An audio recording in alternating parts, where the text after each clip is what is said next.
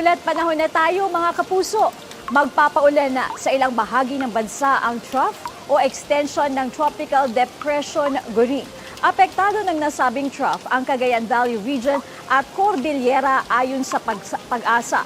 Posible ang malalakas na ulan hanggang sa susunod na 3 araw. Sa ngayon, wala pang nakataas na tropical cyclone wind signals sa alinmang bahagi ng bansa. Base sa 11 AM bulletin ng pag-asa, namataan ang sentro ng bagyo 300 kilometers silangan ng Basco, Batanes. May lakas ito na 55 kilometers per hour, bugsong na sa 70 kilometers per hour at gumagalaw sa direksyong north-northwest ng dahan-dahan.